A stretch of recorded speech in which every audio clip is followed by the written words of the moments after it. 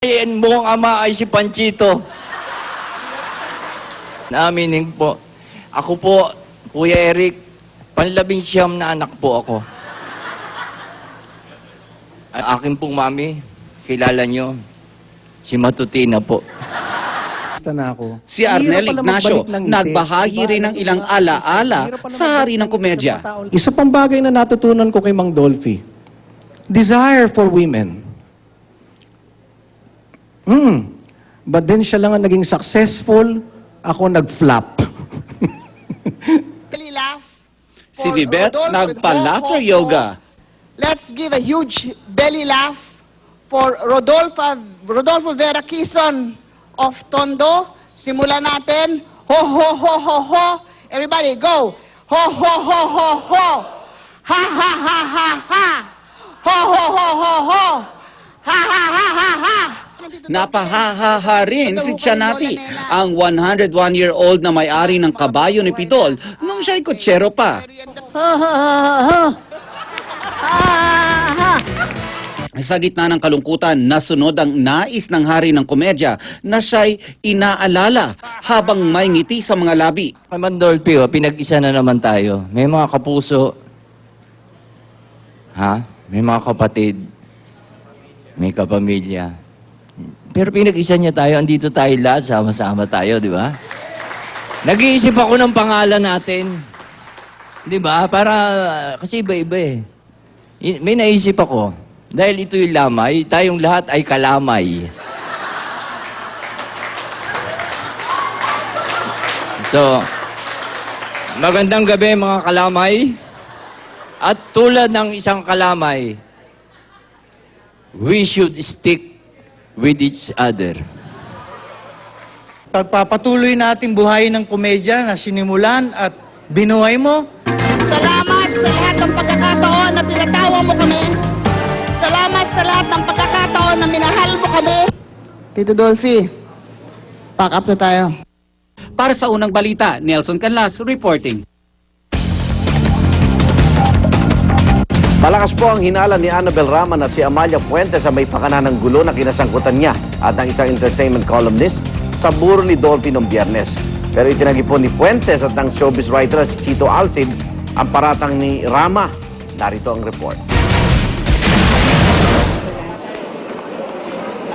Matapos ang umano'y panunugod ni Annabel Rama sa showbiz writer na si Chito Alcid sa burol ni Mang Dolphy nitong Biyernes, nagbalik siya sa lamay. Isa-isa raw niyang nilapitan ng magkakapatid na Quezon para mag-sorry at tinanggap naman daw nila ito. Masayang-masaya ako kasi si Eric, sinamahan pa niya ako kay Paring Dolphy, nag-sorry ako kay Paring Dolphy sa nangyari. Pero di pa rin siya natatapos sa pagbira kay Alcid na umano'y naunang nagpasaring. Di rin daw totoong tinutukan niya ng kutsilyo si Alcid. Nabigla ako, nakalimutan ko na nasa kainan pala kami. Yung hahampasin sana niya ako ng iPad niya, naghanap na ako ng mahawakan ko, kung kutsilyo, kung ano. Nahawakan ko yung baston. Hinala ni Rama, ang kaaway niyang si Amalia Fuentes ang may pagkanaumano ng gulo. Kasi si Chito, dala ni Amalia yun eh. Parang pakawalang aso, parang para sugurin ako. Pareho naman itong tinanggi ni na Fuentes at Alcid. Annabel Rama does not need any provocation. And besides, she is not worthy for me to plan this. Kawawa naman ang mga tao pinagbibintangan niya. Hindi nga namin alam na magkakasama-sama kami nung araw na yon. Biglaan. Git ni Alcid, si Rama ang nauna. At bago pa ang gulo nitong Biyernes, matagal na rin daw siyang sinisiraan ng talent manager. Kabilang na ang tweet na nanghalay umano siya ng janitor. Meron daw Dusit Hotel, na meron daw ako ni-rape ni janitor, excuse me. Get the information or the biodata of that guy, i-produce nyo. Di raw masabi ni Alcid kung bukas siya na makapag-ayos kay Rama, lalo na't may nakabinbin pang demanda si Rama laban sa kanya. Doon kami dinimanda sa Cebu, di magkita tayo doon. Para sa unang balita, Salima Rafran, reporting. Sa ibang balita, sumadsad na Chinese warship sa Half Moon Shoal o Hasa-Hasa Shoal sa West Philippine Sea na alis na po. Ayon sa Department of National Defense, kinumpirma ng Philippine Coast Guard ang pag-alis ng barko. Nitong Sabado, nagpadala umano ng distress signals ang Chinese warship na nasa Hasa-Hasa Shoal matapos itong sumadsad. Agad namang tinulungan ng 6 na iba pang barko mula China ang naturang warship. Naialis din naman ang barko sa pagkakasadsad at wala naman daw nasaktan sa mga sakay nito. Sa ngayon ay wala na raw sa Hasa-Hasa Shoal ang Chinese warship, gayon din ang mga barkong sumaklolo rito. Nakaranas ng matinding pagulan sa ilang lugar sa Mindanao nitong Sabado. Sa South Cotabato, patay ang isang buntis at 2 niyang anak matapos matangay ng agos ng umapaw na ilog. Sa Cagayan de Oro City naman, nasira ang ilang bahay dahil sa pagbaha. Narito ang report. Baka sa Barangay Buluwa, Cagayan de Oro ang pinsalang iniwan ng pagbahang dulot ng pag-ulan nitong Sabado. Nasira ng rumaragas ang baha ang ilang bahay at iba pang mga ari-arian. Ang mga kalsada na balot ng putik. Ayon sa lokal na pamahalaan, nagpalala sa pagbaha ang problema sa drainage system. Patuloy naman daw ang pagkukumpuni sa mga sirang kanal. Nung bumaha nga raw nitong Sabado, di na nadaanan ng mga sasakyan ng ilang kalsada. Kaya naman kahit bumuti na ang panahon sa lungsod, nanatiling alerto ang mga residente at lokal na pamahalaan. Umapaw ang Safali River sa Tiboli, South Cotabato nitong Sabado dahil din sa matinding pag-ulan. Kasalukuyan noong naglalabas sa ilog ang isang buntis at 2 niyang anak.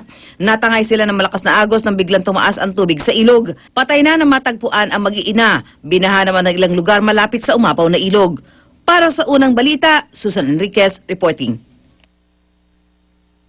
I am ready. Serbisyong totoo ng GMA News.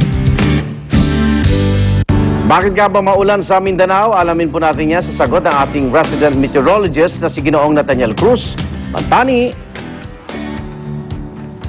Salamat, Igan. Mga kapuso, patuloy na nakakaapekto nga dito sa Mindanao ang Intertropical Convergence Zone. Ito po yung pagsasanib ng hangin galing sa silangan at timog silangan na siya namang nagdudulot ng mga thunderstorms at rain showers. Kaya naman po ilang lugar dito sa Cagayan de Oro ang binaha dahil sa walang patid na pagulan. 24 oras lang nakabantay ang mga otoridad diyan para makaiwas sa disgrasya.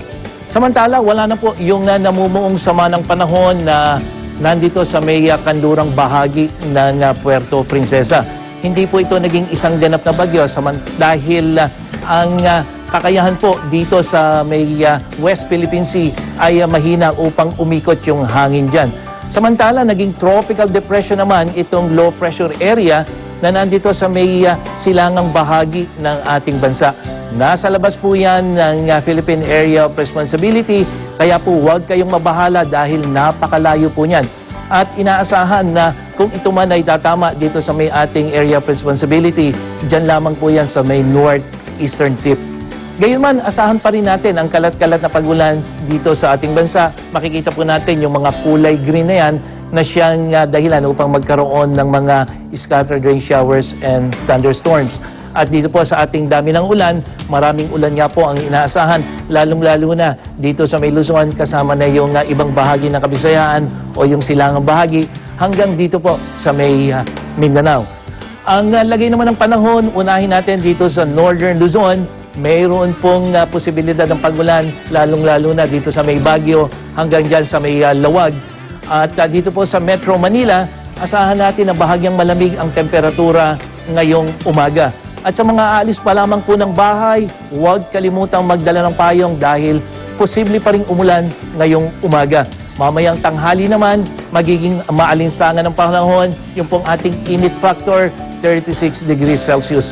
At sa mga gagabihin, maghanda pong ilabas ang inyong mga baong payong dahil mataas po ang posibilidad na ulanin kayo. Asahan din po natin ang magiging lagay ng panahon sa mga susunod na araw dito sa Metro Manila. Mayroon pong posibilidad ng pagulan, lalong-lalo na pagdating ng hapon o gabi.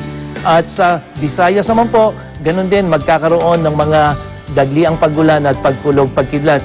At sa Mindanao, inaasahan din natin yung nakalat-kalat na dagliang pagulan at pagkulog-pagkidlat, katulad dyan sa Cagayan de Oro, dyan sa Davao, at ito po ay epekto pa rin ng Intertropical Convergence Zone. Ano man ang panahon, magplano, magsiguro, makibalita sa GMA Weather. Ako po si Nathaniel Cruz para sa I Am Ready, serbisyong totoo ng GMA News. 2 bata sa Zamboanga City, pinatay at sinunog. Monstrance na naglalaman ng imahe ng katawan ni Cristo sa Adoration Chapel sa St. Peter Parish, ninakaw. At ang mga pinausong punchline ni Mang Dolphy at ang kanyang habilin sa sambayanang Pilipino. Huwag pa huli, tutok lang sa unang balita.